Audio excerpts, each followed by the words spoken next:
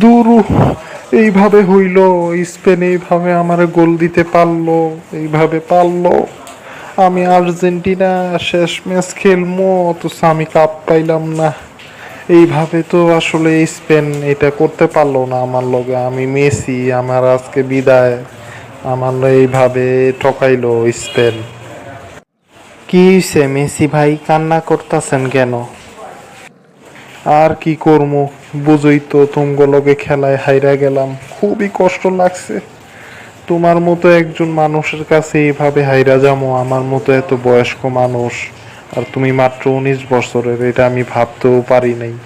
তোমরা এত শক্তিশালী হয়ে খেললা, আমার একটু ছাড় দিতা তোমরা, আমার একটু ছাড়ই নাইলে দিতা।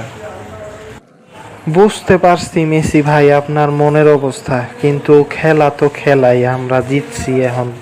আপনার জন্য শুভকামনা, আপনি ভালো থাকেন। আর আপনি অনেক চেষ্টা করছেন, আপনি খেলছেন ভালো, এটা ঠিক আছে।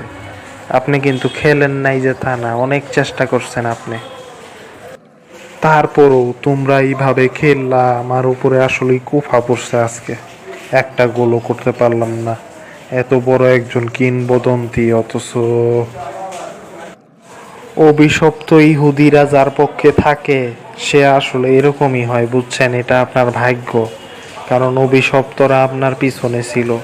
আর আপনি প্যালেস্টাইনকে সমর্থন করতেন, ন্যায়কে সমর্থন করতেন, তাইলে অবশ্যই আপনার ভাগ্যটা আজকে অন্যরকম হইতো।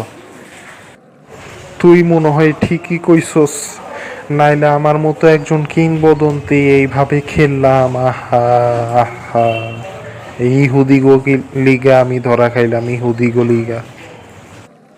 আর চোরের 10 দিন গেরস্তের একদিন, আপনারা রেফালি লয়া খেলছেন, অনেক খেলছেন, বুঝছেন, অনেক ফাউল টাউলও করছেন, কিন্তু বিশ্বকাপে ধরা খাইছেন, আমরা এগুলি জানি, এই জন্যই ওইভাবে খেলছি। ভাই তুই যা, আর কষ্ট দিস না, আমার কলিজা চিরা যাইতাছে। ঠিক আছে মেসি ভাই, আপনার জন্য শুভকামনা, আপনি অনেক চেষ্টা করছেন, হতাশ হইেন না। আরও লিগ টিক খেইলেন, পারলে খেলাধুলা কইরেন।